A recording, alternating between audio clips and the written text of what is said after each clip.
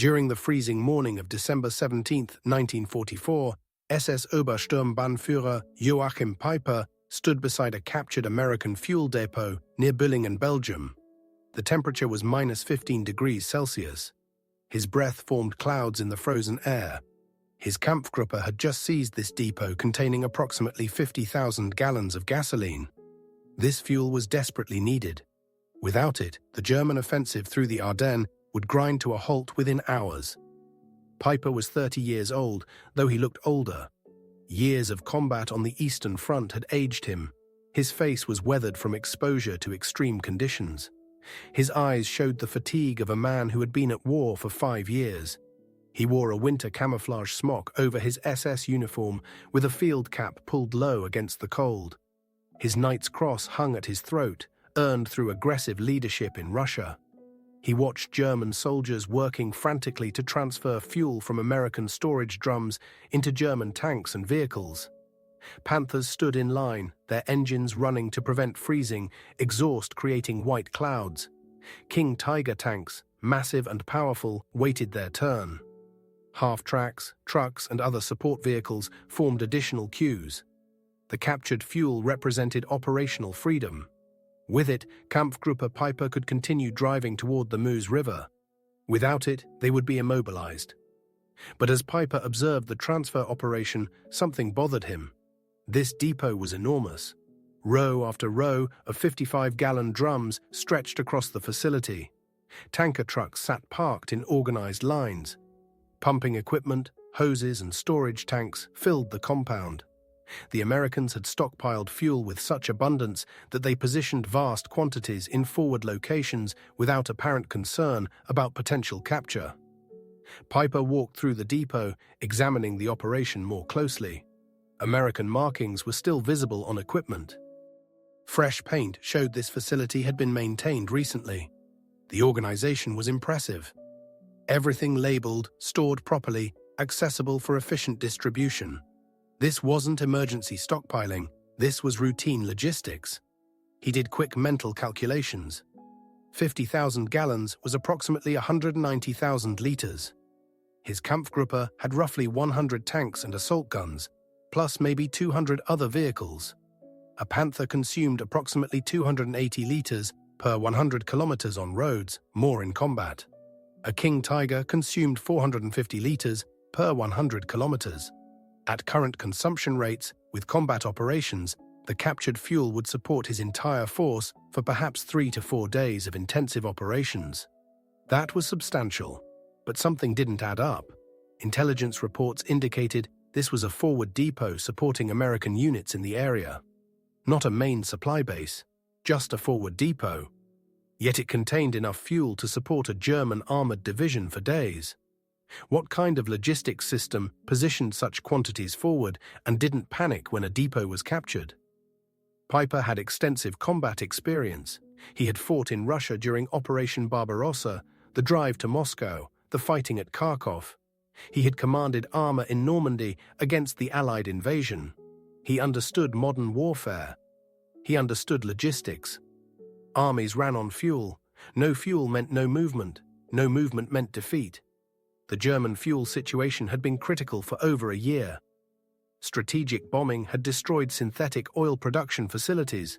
Romanian oil fields, Germany's main natural source, were under threat from Soviet advances. Every liter of fuel was precious. German tanks often sat immobilized waiting for fuel allocations. Aircraft couldn't fly training missions. Ships remained in port. The entire war machine was constrained by fuel shortage.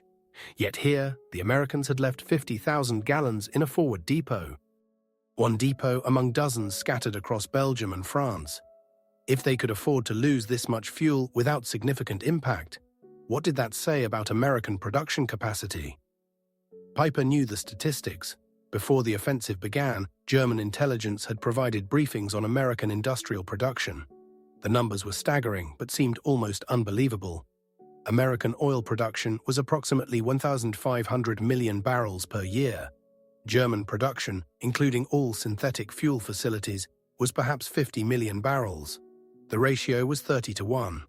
Standing in this fuel depot, Watching his soldiers frantically transfer captured gasoline, those statistics became real. This wasn't abstract numbers in a briefing, this was physical evidence. 50,000 gallons represented approximately 1,190 barrels. At American production rates of 1,500 million barrels per year, which equaled approximately 4.1 million barrels per day, this depot represented roughly 0.129% of daily American production. Put another way, American refineries produced this much fuel in approximately 1.5 minutes. The Germans had designed Operation Wacht am Rhein, the Ardennes offensive, with the explicit assumption that they would capture American fuel depots because Germany lacked sufficient fuel for the entire operation. The plan required everything to go perfectly. They needed to capture fuel, capture bridges intact, avoid prolonged combat, maintain speed and momentum, and reach objectives before American reinforcements arrived. That plan's success depended on assumptions about American logistics. German planners assumed capturing depots would significantly damage American operations. They assumed Americans couldn't afford to lose large fuel stockpiles. They assumed fuel shortage would slow American response. All those assumptions were wrong. The Americans could afford to lose depots because they had inexhaustible production. Peiper looked at the roads leading to the depot. During the approach to Billingen, his column had passed American vehicles retreating in confusion. Trucks, jeeps, command cars, all abandoned or destroyed. Every vehicle was in good condition before being abandoned. Well-maintained, properly equipped, fully fueled. The Americans didn't abandon vehicles because they were worn out. They abandoned them because they were retreating and couldn't take everything. That abundance extended beyond fuel. The defensive positions around Billingen had been supplied with ammunition, food, medical supplies, and equipment in quantities that seemed excessive. American soldiers ate well, even in forward positions. They had modern weapons, plenty of ammunition, good winter clothing, medical supplies. The material contrast between American and German equipment was stark. Peiper's own soldiers were equipped adequately by German standards, but poorly compared to Americans. Winter clothing was insufficient. Food rations were reduced, medical supplies were scarce, ammunition was rationed. Spare parts for vehicles were nearly impossible to obtain. German soldiers made do with whatever they could capture or improvise. The fuel depot crystallized something Peiper had been avoiding acknowledging. Germany couldn't win this war. Not through courage, not through tactical skill, not through superior soldiers. The material disparity was too vast. America produced in minutes what Germany hoarded for weeks. That mathematical reality made victory impossible. This realization was particularly bitter for Peiper. He was a committed Nazi, a member of the SS, personally devoted to Hitler. He believed in German superiority, in the righteousness of the cause, in ultimate victory. He had fought for 5 years believing that German will would overcome material disadvantages. He had seen German soldiers perform incredible feats through discipline, training, and determination. But standing in this captured American fuel depot, watching the desperate refueling operation, reality broke through ideology. It didn't matter how brave German soldiers were when the enemy produced 30 times more fuel. It didn't matter how skilled German tank commanders were when they ran out of gasoline before reaching objectives. It didn't matter how dedicated the cause was when the mathematics made victory impossible. The moment of realization was profound and destabilizing. Everything Peiper had fought for seemed suddenly futile. 5 years of combat, thousands of kilometers across Russia, brutal fighting in Normandy, the Eastern Front's horrors, all of it meaningless because Germany was mathematically unable to win against enemies with overwhelming industrial superiority. He pushed those thoughts aside. There was a mission to complete. His Kampfgruppe needed to reach the Meuse River, capture bridges, and establish bridgeheads. That was the objective. Personal doubts didn't matter. He was a soldier. He would follow orders and execute the mission to the best of his ability. But the realization lingered. Germany had already lost. Not in December 1944, probably not even in 1944. Germany had lost when America entered the war in December 1941 and committed its vast industrial capacity to Allied victory. Everything since then was just determining how long the war would last and how many more would die before the inevitable conclusion. Peiper called his officers together for a quick briefing. The fuel transfer was proceeding efficiently. Within 2 hours, all vehicles would be refueled. They needed to depart immediately and continue west. Every hour of delay allowed Americans to organize defense and block routes. Speed was essential. He spread a map on the hood of a half-track. His officers gathered around. The route to the Meuse River ran through several small Belgian towns and villages. Intelligence indicated most were lightly defended or undefended. The American front line had been broken. American forces were in confusion. If Kampfgruppe Peiper moved fast enough, they could reach the Meuse before Americans recovered and established coherent defense. The next objective was Ligneville, approximately 15 kilometers west. From there, they would continue to Stavelot, where a bridge crossed the Amblève River. After Stavelot came Trois Ponts with another critical bridge. Then through the Salm Valley toward the Meuse. If everything went according to plan, they could reach the Meuse River within 3 days. But everything had to go perfectly. They needed bridges intact. They needed routes clear. They needed minimal resistance. They needed weather to remain bad, grounding Allied aircraft. They needed fuel to last. They needed American reinforcements to be slow. Any significant problem would doom the offensive. Peiper briefed his officers on the route, timing, and expected resistance. His tone was professional and confident. He gave no hint of the doubts gnawing at him. Officers needed to believe in the mission. Soldiers needed leadership that projected certainty. Personal doubts were irrelevant to operational requirements. The briefing finished quickly. Officers returned to their units. The refueling operation continued. Peiper walked to his command vehicle and pulled out a thermos of coffee. The liquid was barely warm, but provided some comfort in the freezing temperature. He lit a cigarette and allowed himself a moment of private reflection. This offensive was Germany's last chance. Hitler had staked everything on breaking through Allied lines, capturing Antwerp, splitting British and American forces, and forcing negotiation. If the offensive succeeded, maybe Germany could negotiate peace with the Western Allies and concentrate all forces against the Soviets. If the offensive failed, Germany had no strategic options remaining. Peiper knew the strategic situation. Soviet forces were advancing from the east, having liberated most of Eastern Europe. American and British forces had liberated France and Belgium, reaching Germany's western border. Germany was fighting a two-front war against enemies with overwhelming superiority in men, material, and industrial production. The strategic situation was hopeless without a dramatic change.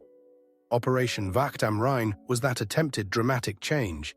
Hit the Americans with surprise attack, exploit initial confusion, drive to Antwerp before they could respond, create crisis that forced negotiation. It was desperate but theoretically possible if everything went perfectly. But looking at this fuel depot, understanding what it represented about American logistics and industrial capacity, Peiper saw the plan's fundamental flaw. Even if they reached Antwerp, even if they captured the port intact, even if British and American forces were split, the material disparity remained. America would send more divisions.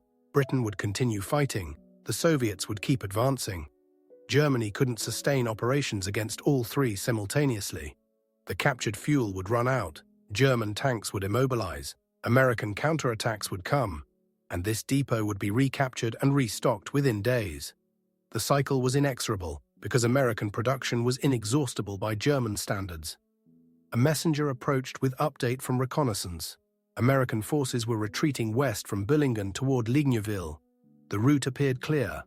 Weather forecast indicated continued overcast and fog, which would ground Allied aircraft for at least another day. Conditions favored continued German advance. Peiper nodded acknowledgement. The tactical situation was good. They had fuel, routes were clear, weather favored them. Operationally, Kampfgruppe Peiper was positioned well to continue the advance, but strategy trumped tactics. What happened on this road in Belgium wouldn't change the war's ultimate outcome. He finished his cigarette and crushed it under his boot. Personal doubts were irrelevant. He was a soldier with orders. His duty was executing those orders regardless of strategic futility. Perhaps miracles happened.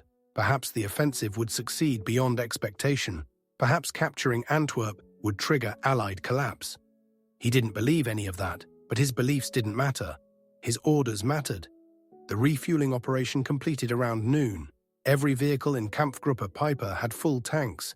Additional fuel was stored in jerrycans mounted on vehicles. They had maximum operational range.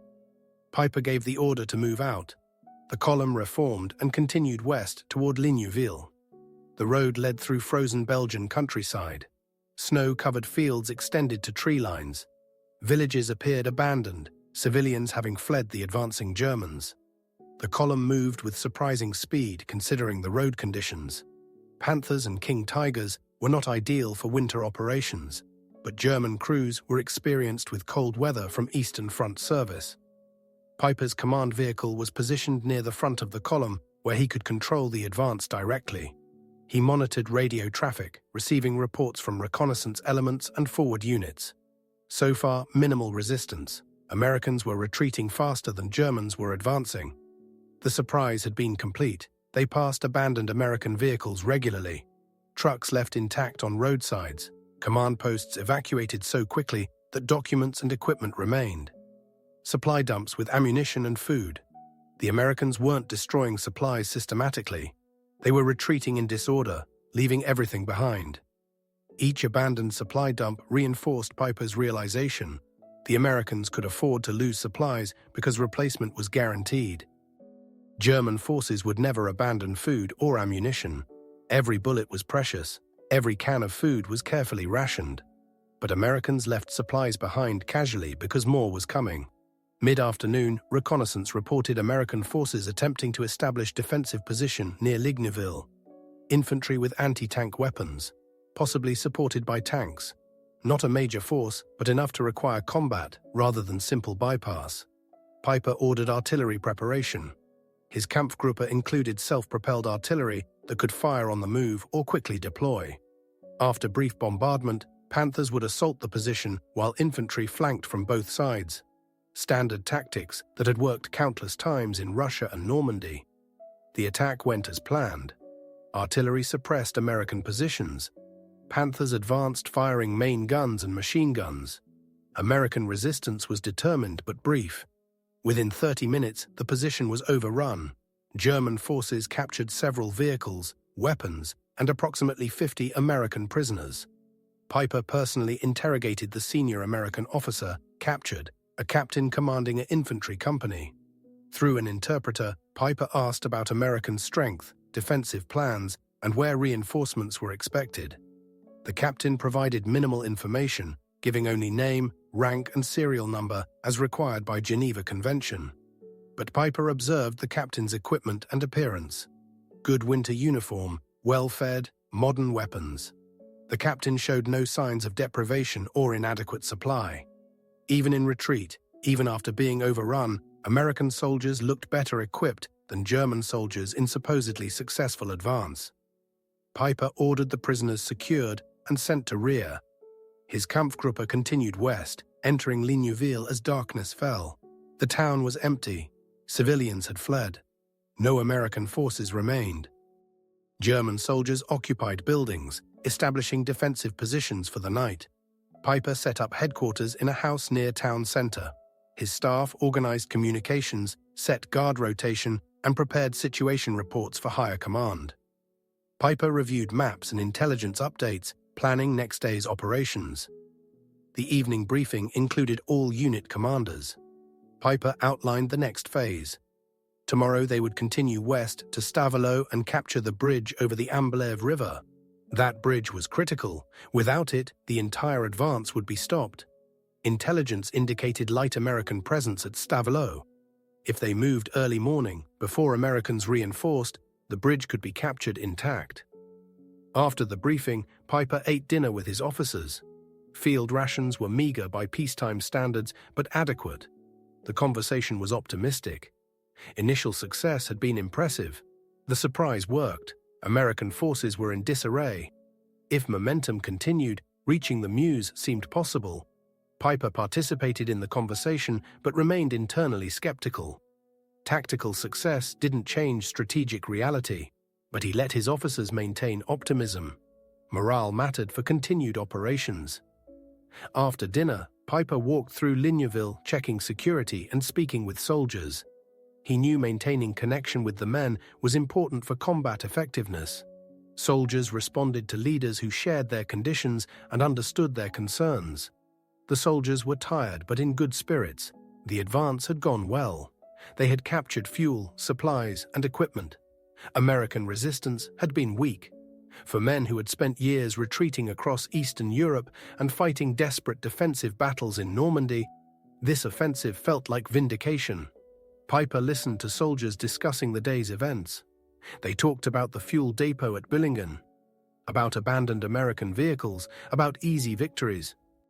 Their interpretation was simple. Americans were soft and couldn't fight when attacked aggressively. German soldiers were superior. The offensive was succeeding. He didn't contradict their interpretation.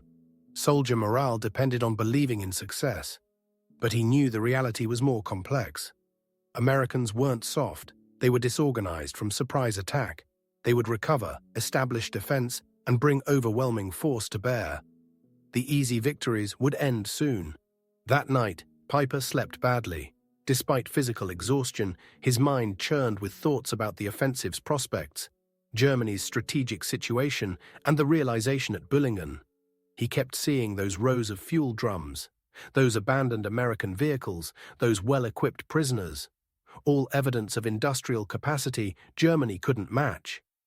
He thought about 5 years of war, the initial victories in Poland and France, the incredible advance across Russia in 1941, the brutal Eastern Front fighting, the slow retreat as Soviet material superiority overwhelmed German tactical skill, the Normandy fighting where Allied air power made daytime movement suicide, the steady erosion of German strength while enemies grew stronger. All of it led to this moment, Germany's last offensive, last chance to change the strategic trajectory, last gamble before inevitable collapse, and that offensive required capturing enemy fuel because Germany lacked adequate fuel. That dependency was admission of defeat in itself. Peiper finally fell asleep around midnight, exhausted despite mental turmoil. But sleep brought dreams of endless American columns, limitless supplies, and futile German resistance against mathematical inevitability. He woke before dawn on December 18th. The day was cold and overcast, weather still favoring German operations by grounding Allied aircraft. After quick breakfast, he briefed his staff on the day's objectives. Stavelot was 15 kilometers west. They would advance at dawn, reach Stavelot by mid-morning, capture the bridge, and continue toward Trois Ponts. The column departed Ligneville at first light. Advance proceeded smoothly initially. Roads were icy but manageable. No significant resistance encountered. Scouts reported American presence at Stavelot, but no indication of strong defense. Around 0900 hours, Kampfgruppe Peiper approached Stavelot. The town sat on both sides of the Amblève River, connected by a stone bridge. Reconnaissance reported American forces present, but appeared to be rear area support units, not combat troops.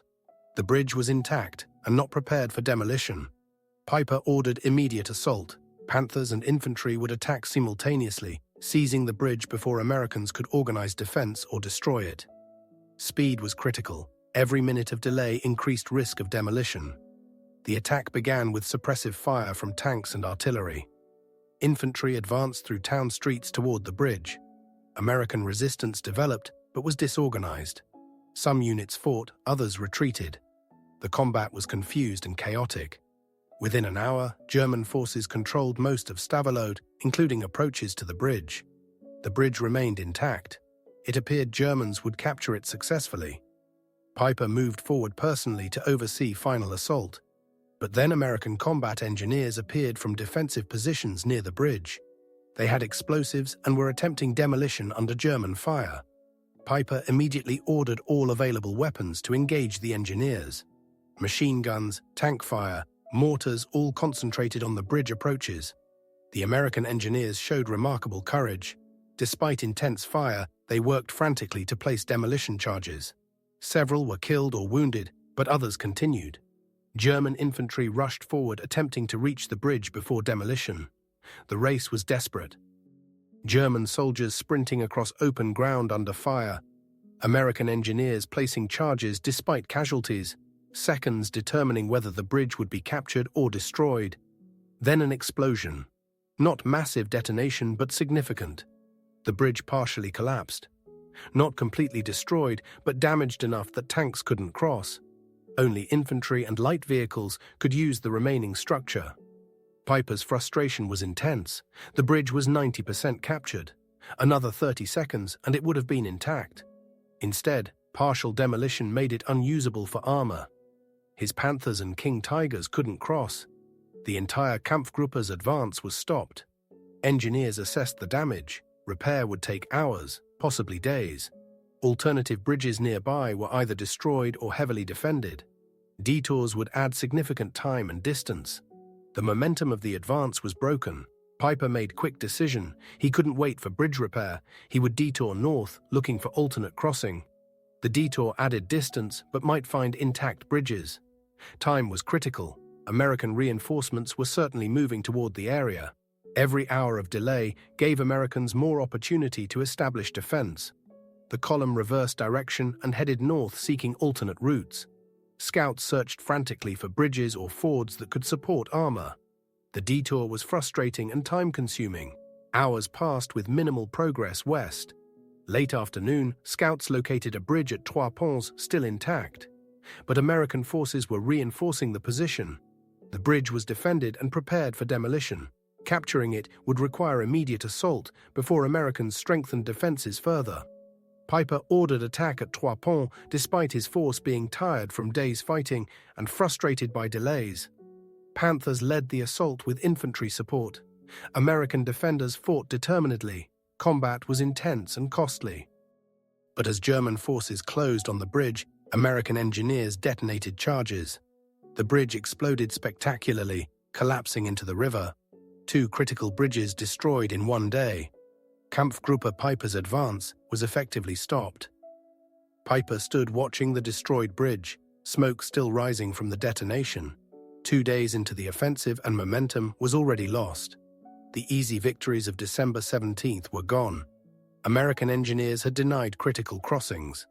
The advance was stalled. His radio operator brought message from higher command demanding situation report and explanation for slow progress. Peiper provided terse summary. Bridges destroyed, seeking alternate routes, continuing advance when possible. But he knew the offensive was already failing. That evening, December 18th, Kampfgruppe Peiper bivouacked near Trois Ponts without having reached the Meuse River or captured any bridges over the Amblève. 2 days of operations had achieved initial surprise and modest territorial gains, but failed to accomplish strategic objectives. Peiper's officers gathered for evening briefing. The mood was subdued. The optimism of yesterday was gone. Everyone understood that destroyed bridges meant serious problems. Without bridges, armor couldn't advance. Without advancing armor, the offensive couldn't succeed. During briefing, Peiper received intelligence update on overall offensive progress. Other German units were having similar problems. Initial surprise had created confusion, but American response was rapid and effective. Bridges were being destroyed. Defensive positions established.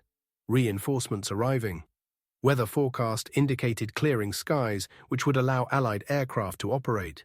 The intelligence officer provided captured American documents showing American units receiving movement orders, establishing defensive lines, and preparing counterattacks. The documents revealed American logistics functioned efficiently despite surprise attack. Supplies flowing, reinforcements moving, communications restored. The American military machine was recovering from initial shock and responding with characteristic organizational efficiency. Peiper studied the documents carefully. They showed American planning assuming unlimited resources. Units moved without concern for supply. Reinforcements deployed, knowing logistics would support them. Attack plans assumed adequate ammunition. Everything contrasted with German operations, where every movement required careful fuel calculation, where ammunition expenditure was monitored, where logistics constantly constrained operations. He made decision. Tomorrow, December 19th, Kampfgruppe Peiper would bypass Trois Ponts and continue searching for crossing points. They would move north through the Salm Valley, seeking any bridge or ford that could allow continued advance. It was improvisation, abandoning original plan, but necessary given circumstances. The briefing ended with orders for tomorrow: find crossings, continue west, maintain momentum despite setbacks. But the tone was defeated even as Peiper tried to project confidence. Everyone understood that the offensive was already in serious trouble. That night, December 18th, was colder than the previous night. Peiper again slept poorly, his mind replaying the day's failures. The partially destroyed bridge at Stavelot, the demolished bridge at Trois Ponts, American engineers showing more determination than German intelligence had predicted. The offensive plan assumed weak American resistance. Reality was proving different. He thought again about the fuel depot at Bulge. The captured fuel had allowed continued operations, but only postponed rather than solved the fundamental problem. German logistics couldn't sustain this offensive. Even with captured American fuel, even with maximum operational efficiency, the mathematics didn't work. They were consuming fuel faster than they could capture it. Eventually, probably soon, they would immobilize from fuel exhaustion. Morning of December 19th brought continued overcast weather, but reports indicated clearing expected within 24-48 hours. That was ominous. Allied air power remained Germany's most significant disadvantage. As long as weather-grounded aircraft, German ground forces could maneuver. Once weather cleared, Allied aircraft would dominate the battlefield, and movement during daylight would become suicidal. Peiper's orders for the day were to bypass Trois Ponts, move north through the Salm Valley, and seek any crossing that would allow continued advance toward the Meuse. His Kampfgruppe departed early morning, moving cross-country where roads weren't available, desperately seeking routes west. The terrain was difficult. Belgian Ardennes featured steep valleys, dense forests, and limited roads. Moving a heavy armor column through such terrain was challenging under best circumstances. In winter, with ice and snow, it was extremely difficult. Tanks slipped on icy roads. Vehicles became stuck. Progress was measured in kilometers per hour rather than tactical bounds. By mid-morning, scouts located a small bridge near La Glaise that appeared intact and undefended. The bridge crossed the Amblève and would allow the column to continue west. Peiper ordered immediate advance to secure the bridge before Americans could destroy it or reinforce the position. Kampfgruppe Peiper moved as quickly as terrain allowed toward La Glaise. They reached the town around noon. The bridge was intact. American presence was minimal, mostly supply troops and stragglers. The bridge was captured intact within 30 minutes. Finally, a success. An intact bridge allowing armor to cross. Peiper immediately ordered his column to cross and continue west. Panthers and King Tigers rumbled across the stone bridge. Infantry and support vehicles followed. The entire Kampfgruppe crossed successfully by early afternoon. But as they continued west from La Glaise, new problems emerged. The roads beyond the bridge were narrow and icy. Vehicle spacing became compressed. The column stretched for several kilometers through restrictive terrain. American forces, now recovering from initial surprise, began establishing blocking positions along potential routes. Late afternoon, December 19th, American fighter bombers appeared. The weather was clearing earlier than forecast. P-47 Thunderbolts dove on the German column, strafing and bombing. The attacks weren't sustained or massive, but demonstrated that Allied air power was becoming active. Once weather fully cleared, these attacks would intensify dramatically. Peiper ordered dispersal and camouflage. Vehicles moved off roads into tree cover where possible. Crews erected camouflage netting. Movement was restricted to early morning and evening when light was poor. But the damage was done. Several vehicles were destroyed in the air attacks. More critically, the psychological impact was significant.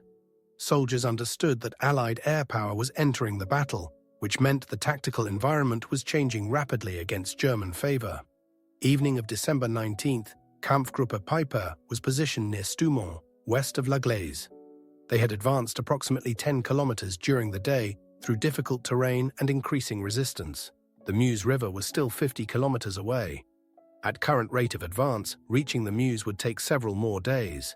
The offensive timetable was already far behind schedule. Peiper's situation report to higher command was sobering. Progress was slow. American resistance was stiffening. Fuel consumption was higher than planned due to difficult terrain and combat operations. The captured fuel from Billingen was depleting rapidly. Weather was clearing, which meant Allied air power would soon dominate. Reinforcements were needed, but none were available. The situation was deteriorating. The response from higher command was predictable. Continue attacking, maintain momentum, reach objectives regardless of difficulties. The orders reflected desperation rather than military reality. German high command understood that if this offensive failed, Germany had no strategic options remaining. Therefore, failure was unacceptable, and commanders were ordered to succeed, regardless of circumstances. But orders couldn't change battlefield reality. Peiper's Kampfgruppe was running out of fuel despite the Billingen capture. American resistance was organized and determined. Allied air power was engaging, the offensive was failing. December 20th began with sustained American artillery fire on German positions near Stoumont. American forces had positioned artillery and were using it effectively to disrupt German concentrations. The artillery fire indicated Americans were no longer retreating in disorder. They were establishing defensive lines and bringing resources forward. Peiper attempted to continue west, but encountered strong American defensive position at Stoumont Station. Infantry with anti-tank weapons. Tanks in hull-down positions. Artillery support. The position blocked the only viable route west through the valley. Taking it would require coordinated assault that would consume ammunition and fuel while exposing forces to Allied air attack. He ordered the assault anyway. Panthers and infantry attacked after artillery preparation. The fighting was intense and costly. American positions were well prepared and defended determinedly. German forces made incremental progress, but couldn't break through completely. By afternoon, the assault stalled with significant German casualties and no decisive result. Worse, fuel was becoming critical. Peiper's vehicles had consumed most of the captured Billingen fuel. He requested resupply from higher command, but was told fuel situation across the entire offensive was critical. Every unit was short of fuel. No resupply was immediately available. He should continue operations using remaining fuel and capture additional American stocks if possible. That order was revealing. German logistics had failed comprehensively. The offensive had been launched with inadequate fuel stocks and assumption that captured American fuel would sustain operations. But American depots were either destroyed before capture, relocated to prevent capture, or insufficient to meet German needs. The plan's fundamental assumption was wrong. Peiper pulled his forces back from Stoumont and established defensive position. He couldn't continue offensive operations without fuel. He couldn't retreat because orders demanded continued advance. He was effectively immobilized near Stoumont and La Glaise, waiting for fuel resupply that might never arrive. December 21st brought clearer weather and massive Allied air attacks. The skies filled with American and British aircraft. P-47s, P-51s, Typhoons, all attacking German positions relentlessly. Bombs fell continuously, strafing runs destroyed vehicles, movement during daylight became impossible, German forces huddled in covered positions, waiting for darkness. The air attacks were devastating, not just in terms of destroyed equipment, but psychologically. German soldiers had experienced Allied air supremacy in Normandy, but not this concentrated. Wave after wave of aircraft attacked throughout the day. The sound was constant, aircraft engines, bombs exploding, machine guns firing. The Allied air power demonstration made German situation obviously hopeless to even the most optimistic soldiers. Peiper's fuel situation became desperate. Vehicles were immobilized. He ordered some vehicles to be cannibalized to provide fuel for others, concentrating available fuel in vehicles that were still operational. But even this desperate measure only delayed the inevitable. Without resupply, Kampfgruppe Peiper would be completely immobilized within 48 hours. He sent repeated messages requesting fuel resupply. The responses were increasingly pessimistic. Fuel convoys were being destroyed by Allied aircraft. What fuel existed was being diverted to other units. He should hold position and wait. But holding position while being pounded by Allied air power and with dwindling fuel was a recipe for destruction. December 22nd was another day of intense Allied air attacks. American forces tightened encirclement around Peiper's position. Road to the east, the only supply route, was cut by American forces. Kampfgruppe Peiper was surrounded near La Glaise with no possibility of resupply and diminishing fuel. Peiper held commanders' conference to assess options. The situation was clear. They were cut off, surrounded, running out of fuel and ammunition, under sustained air attack, and facing increasing American ground pressure. The offensive had completely failed. Kampfgruppe Peiper's mission was impossible. The question now was how to prevent complete destruction of the force. Options were limited. They could attempt breakout east back toward German lines, but that required fuel they didn't have. They could hold position and wait for relief, but no relief force was coming. They could surrender, but that was unacceptable for SS units under orders to fight to the last man. The only viable option was abandoning all heavy equipment and escaping on foot through American lines under cover of darkness. The decision was agonizing. Abandoning tanks, vehicles, and equipment meant total loss of everything the Kampfgruppe possessed. Panthers, King Tigers, half-tracks, all would be left for American capture. But keeping them meant being destroyed or captured with the equipment. The men might escape if they moved light and fast. The equipment was doomed regardless. Peiper made the decision. They would destroy all vehicles and equipment that couldn't be carried. Then they would break out on foot, moving in small groups through forest and across country, infiltrating through American lines to reach German positions. It was desperate, but the only option that offered possibility of saving the men. December 23rd was spent preparing for breakout. Demolition charges were placed on tanks and vehicles. Equipment was sorted into what could be carried and what had to be destroyed. Wounded were prepared for transport on improvised stretchers. Routes were planned through forest and rough terrain that avoided American positions where possible. The emotional impact on soldiers was severe. They had fought successfully for a week. They had captured American fuel depots. They had advanced deep into American positions. But now they were abandoning everything and fleeing on foot. The contrast between initial success and final failure was stark and psychologically crushing. Peiper spoke to his troops the evening of December 23rd, explaining the situation and the plan. He acknowledged the difficulty of abandoning equipment. He praised their fighting performance. He emphasized that preserving the force was paramount.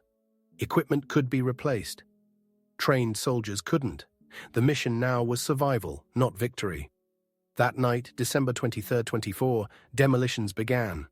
Tanks were destroyed by internal charges, rendering them unusable.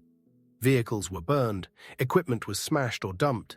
The night filled with explosions and flames as Kampfgruppe Peiper destroyed everything it couldn't carry. The destruction continued through the night.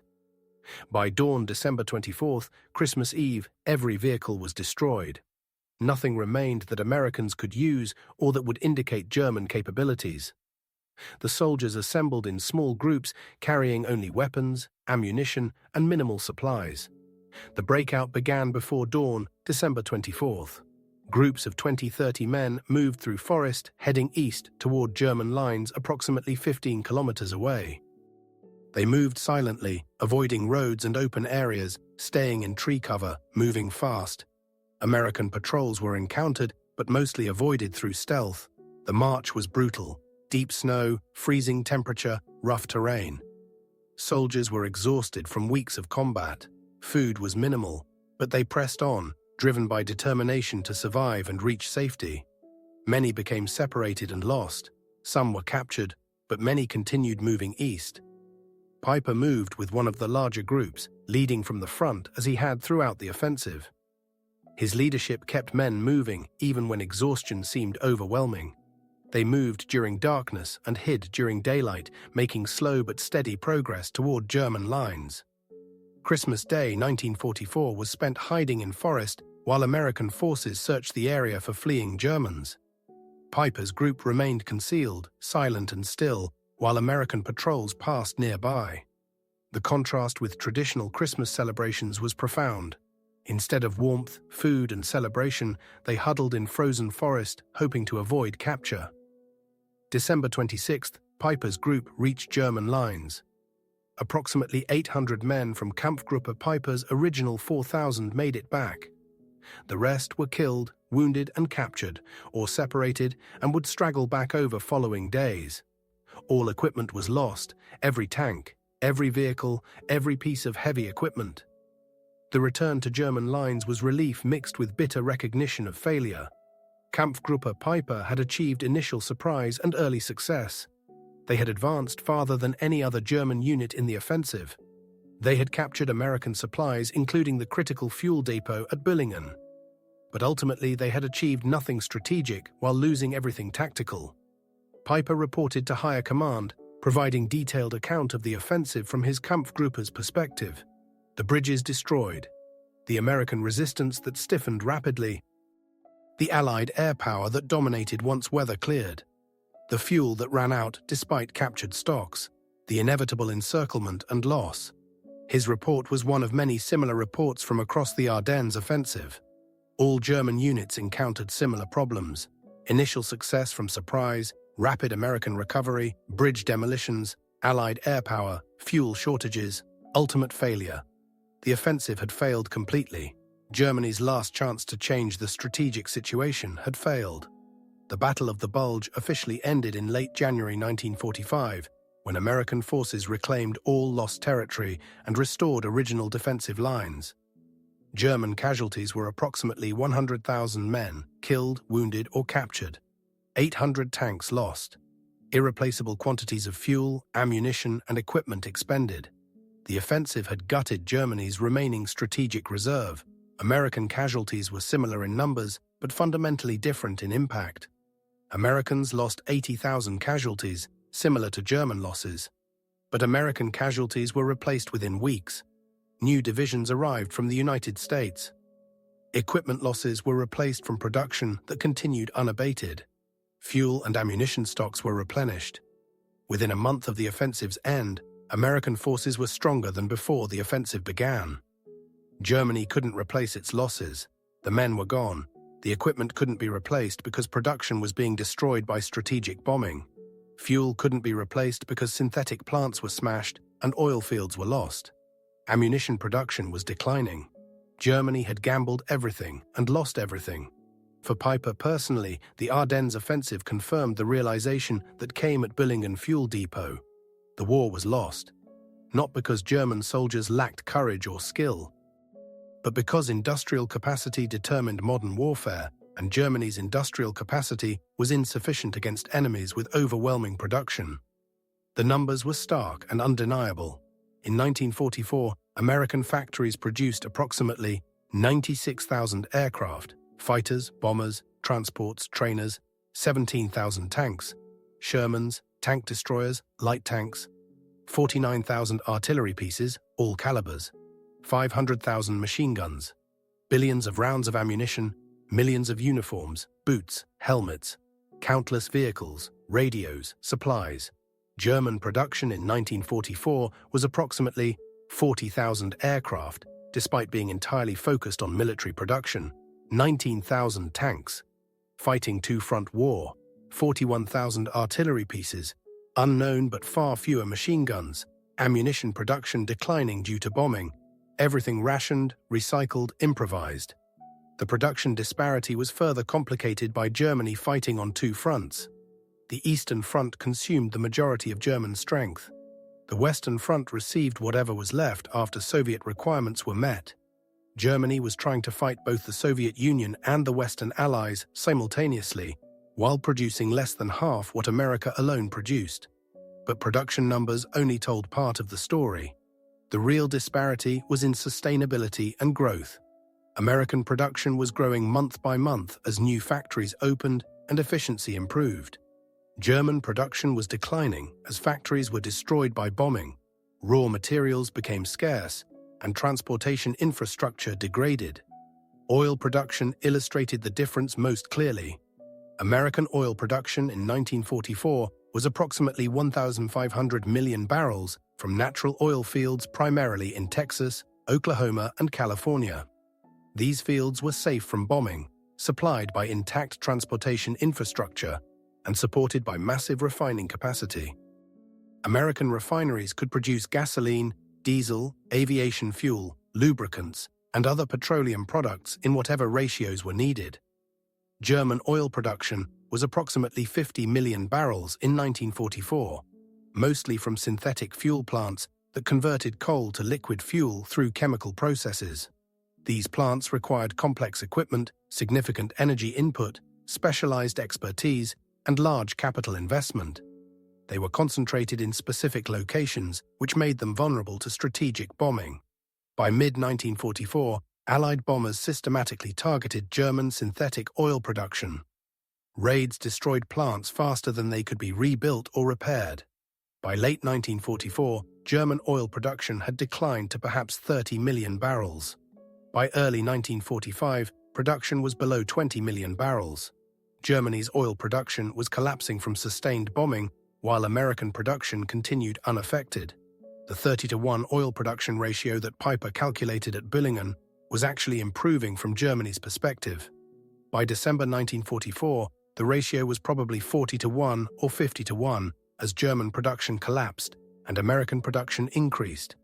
The Ardennes offensive was launched when German fuel situation was at its worst. Launching a major offensive dependent on captured fuel when your own production was collapsing was strategic desperation. But oil was just one resource. Steel production showed similar disparities. American steel production in 1944 was approximately 90 million tons. German steel production was approximately 28 million tons. Again, approximately 3-to-1 disparity. But German steel was divided between eastern and western fronts, while also supporting submarine construction, aircraft production, and other needs. American steel supported not just European war, but also Pacific War and Lend-Lease shipments to allies. Aluminum for aircraft production showed even starker disparity. American aluminum production in 1944 was approximately 2 million tons. German aluminum production was approximately 250,000 tons. An 8-to-1 disparity in material essential for aircraft manufacturing. This disparity explained why American aircraft production was 96,000 versus German 40,000, despite similar technical capabilities. Labor force comparisons were similarly one-sided. American total mobilization included approximately 16 million people in military service and tens of millions in war production. German mobilization included approximately 10 million in military service, combined Wehrmacht and Waffen-SS, but labor force was constrained by manpower already committed to military and by occupation duties across conquered territories. But beyond raw numbers, American advantages included superior logistics, better organization, and industrial efficiency. American factories used assembly line production with standardized parts and mass manufacturing techniques pioneered by automotive industry. German production was often craft-based with custom components and batch manufacturing. American factories produced Sherman tanks at rates exceeding 1,000 per month. German factories struggled to produce 500 Panthers and Tigers combined per month. Transportation logistics showed similar disparity. America had intact railroad network, massive merchant fleet, and control of sea lanes. Supplies produced in American factories moved efficiently to ports, crossed Atlantic in protected convoys, landed in Britain or France, and moved forward to armies. The logistics system was reliable and sustained. German logistics was breaking down. Railroad system was being destroyed by Allied bombing. Canal systems were targeted. Roads were congested with military traffic and refugees. Fuel shortages meant locomotives and trucks sat idle. The transportation system couldn't move supplies even when supplies existed. The Ardennes offensive illustrated these logistics differences perfectly. American forces were surprised and pushed back initially. But within 48 hours, American logistics machine responded. Reinforcement divisions moved by truck convoy from quiet sectors. Supplies flowed forward from established depots. Fuel tankers brought gasoline. Ammunition arrived by convoy. The logistics system worked efficiently despite tactical crisis. German logistics failed comprehensively during the offensive. Fuel that was supposed to be available wasn't. Convoys that were supposed to bring supplies forward were destroyed by air attack. Captured American stocks were insufficient. The entire offensive ran on hope rather than reliable logistics. Peiper's realization at Billingen that Germany couldn't win the war was based on this logistics and production disparity.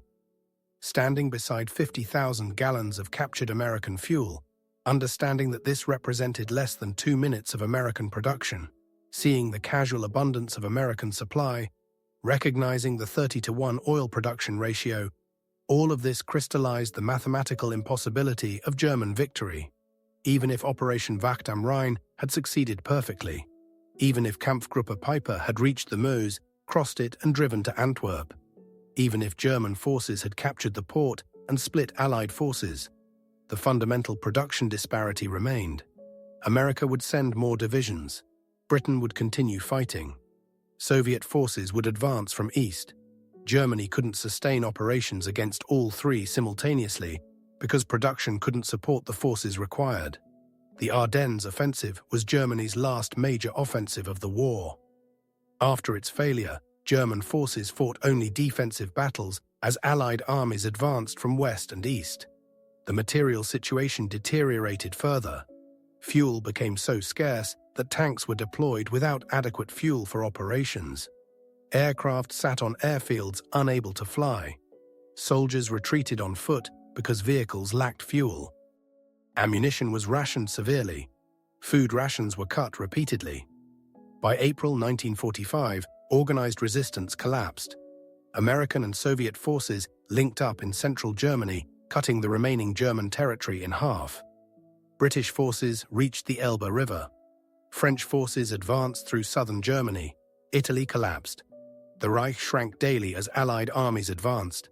Hitler remained in Berlin, issuing orders to formations that no longer existed, demanding counterattacks with divisions that had no fuel or ammunition. He blamed commanders for failures caused by impossible strategic situation. He refused to acknowledge that the war was lost. On April 30, 1945, Hitler committed suicide in his bunker as Soviet forces closed on Berlin. Germany surrendered unconditionally on May 8, 1945. The war in Europe ended with complete Allied victory. German forces laid down arms. The Nazi regime ended. Germany was occupied and divided into zones controlled by America, Britain, France, and Soviet Union. The total cost of World War II in Europe was staggering. Approximately 40 million deaths, military and civilian combined. Cities destroyed, infrastructure devastated, economies ruined, populations displaced. The Holocaust killed 6 million Jews and millions of others deemed undesirable by Nazi ideology. The war's scars would mark Europe for generations. For Joachim Peiper, the war's end brought different challenges. He was captured by American forces and tried for war crimes related to the Malmedy massacre, where American prisoners were executed by soldiers under his command during the Ardennes offensive. Testimony from survivors and investigation of the site led to Peiper's conviction. He was sentenced to death, later commuted to life imprisonment.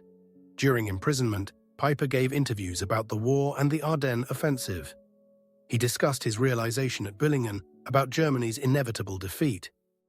He acknowledged that standing beside that captured fuel depot, seeing American abundance and understanding the production disparity, he recognized that Germany couldn't win regardless of tactical skill or soldier courage. Peiper was released from prison in 1956 after serving 12 years. He moved to France, living quietly under an assumed name, working as a translator. His wartime activities remained controversial. Some viewed him as a capable military commander who followed orders in difficult circumstances. Others viewed him as a war criminal responsible for atrocities.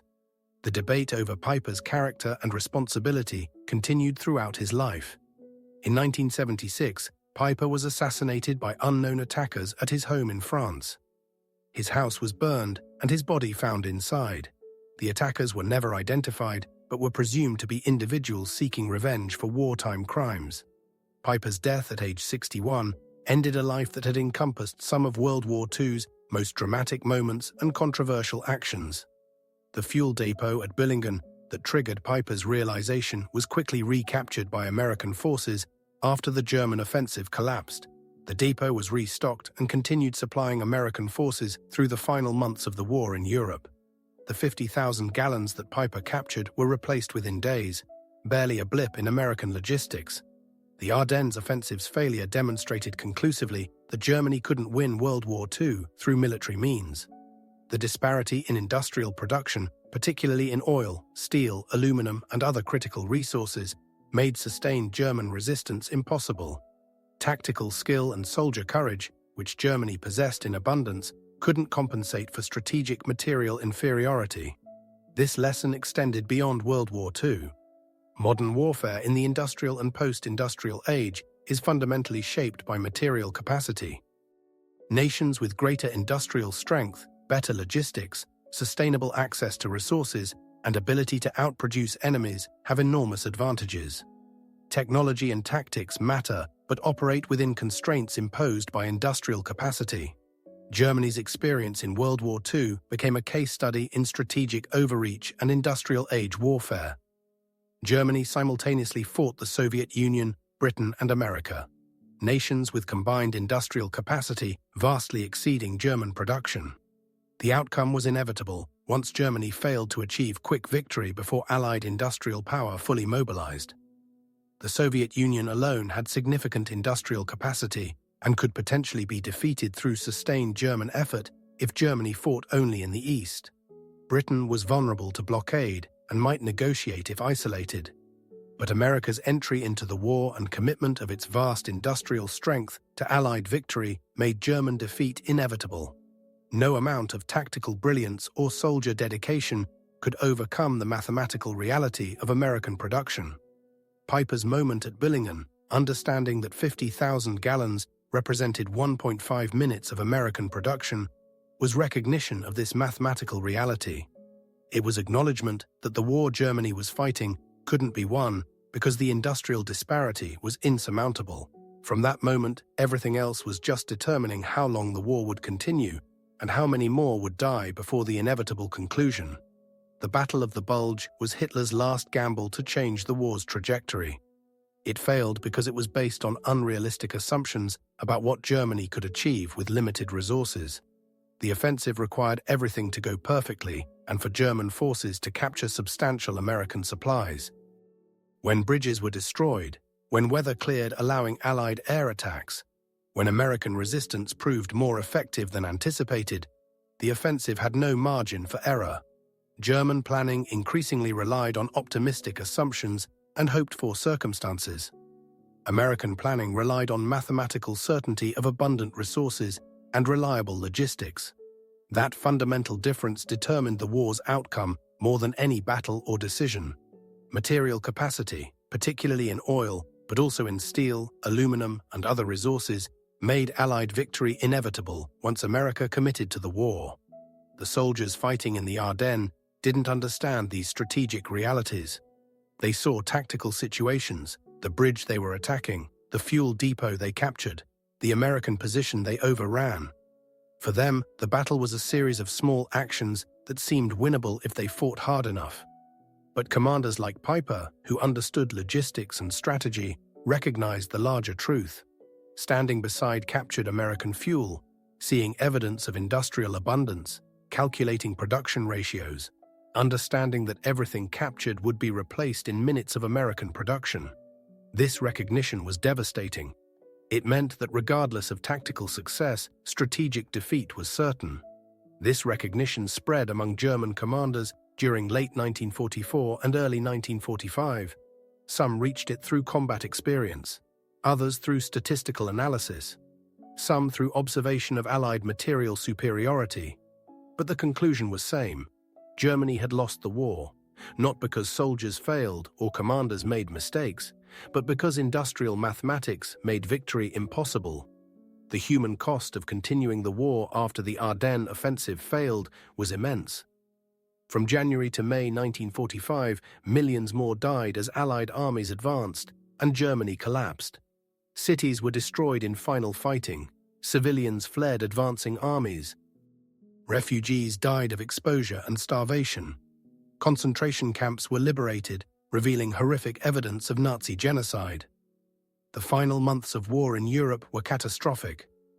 All of this suffering might have been avoided if German leadership had accepted reality after the Ardennes failure. The war was lost, Continuing to fight only increased casualties without changing the outcome, but Hitler refused to accept defeat. He ordered continued resistance until the very end.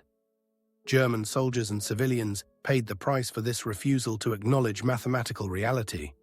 Peiper's realization at Bühlingen that Germany couldn't win because of industrial disparity was shared by many German commanders by late 1944. But this realization didn't translate to policy because Hitler controlled Germany and refused to accept reality.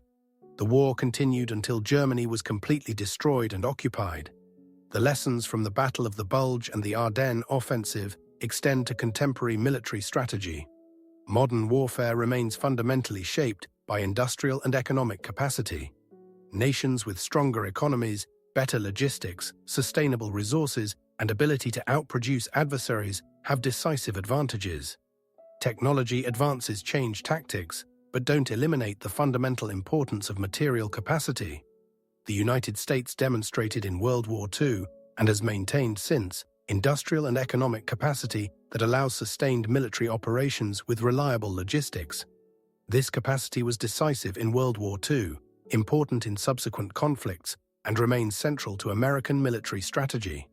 The ability to produce, transport, and sustain forces in combat is at least as important as tactical skill or technological superiority. Germany's failure in World War II demonstrates the limits of tactical excellence and soldier dedication when facing enemies with overwhelming material superiority. German forces consistently performed well tactically, often inflicting disproportionate casualties, but they were ground down by enemies with greater resources who could absorb casualties and continue operations. The lesson is that wars are won through sustained effort, supported by adequate logistics and production, not just through tactical brilliance. For Joachim Peiper, the fuel depot at Bühlingen represented the moment when ideology confronted reality, and reality won. He was a dedicated Nazi, personally loyal to Hitler, believing in German superiority and ultimate victory. But standing beside American fuel, calculating production ratios, understanding industrial mathematics, even ideological commitment couldn't deny the obvious conclusion: Germany had lost. That moment changed Peiper's understanding of the war. He continued fighting because he was a soldier following orders. But he knew the outcome. The war was lost. Not in December 1944, but probably in December 1941, when America entered the war. Everything since then was determining the cost of Germany's defeat, not whether Germany would be defeated. The Battle of the Bulge was Germany's last major offensive. Last attempt to change strategic reality through military action, last gamble before inevitable collapse. It failed because industrial mathematics made failure inevitable. The 50,000 gallons of fuel captured at Bühlingen couldn't change the fact that America produced 30 times more oil than Germany. Tactical success couldn't overcome strategic material inferiority. Standing beside that fuel depot on the freezing morning of December 17, 1944, Joachim Peiper understood all of this. He saw the rows of fuel drums, the tanker trucks, the abundant stockpiles. He calculated the production ratios. He recognized the American logistics efficiency. And he understood with certainty and clarity that Germany's war was already lost. Everything that followed, the continued advance, the bridge battles, the Allied air attacks, the encirclement at La Glaise, the Christmas Day abandonment of equipment, the desperate escape on foot, the return to German lines with nothing but lives of survivors, all of it was confirmation of what Peiper realized at Bühlingen. Germany couldn't win a war against enemies with overwhelming industrial superiority. The mathematics were inexorable. The outcome was certain. The war was lost.